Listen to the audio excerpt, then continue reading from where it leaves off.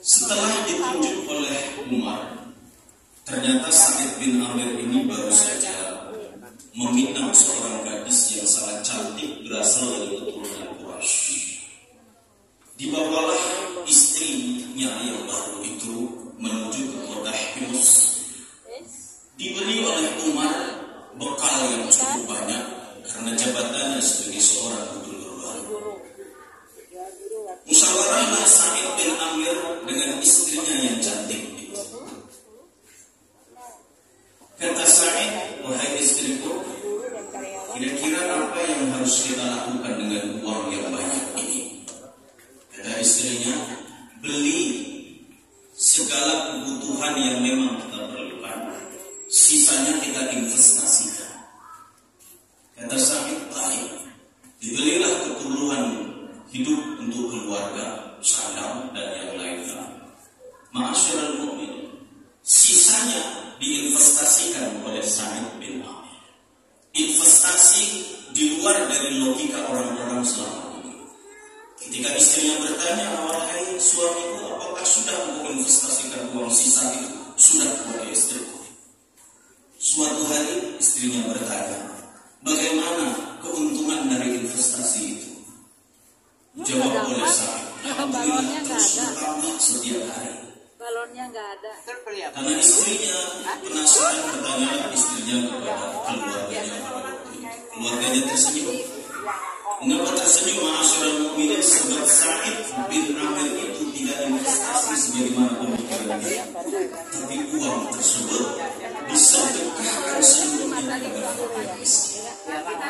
Begitu mendengar informasi ini menjeritlah sang istri itu. Lalu ia menemui sang suami Sa'id bin Amir.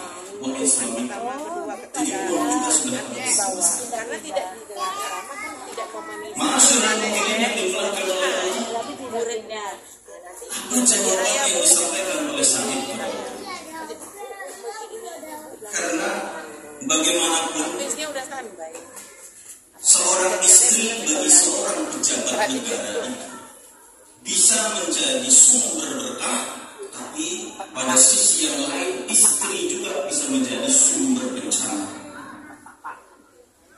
Pada saat inilah Sa'id mengerti bahwa ia harus punya prinsip untuk menyampaikan kepada sang istri perihal mengapa ia investasikan uangnya dengan cara yang demikian. Lalu Sa'id kemudian menyampaikan begini, ma'asyiral mu'minin.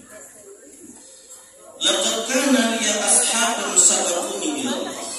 Aku punya sahabat-sahabat terbaikku telah meninggalkan dunia ini dan bertemu dengan Allah. Wa ma uhibbu an anharifa an tariqihim walau kana lid-dunya bima fiha.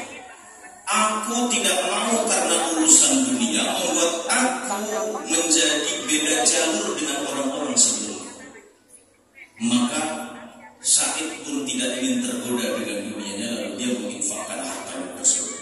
Lalu ia memberi pilihan kepada sang istri, wahai istriku, engkau tahu bahwa di surga itu ada bidadari.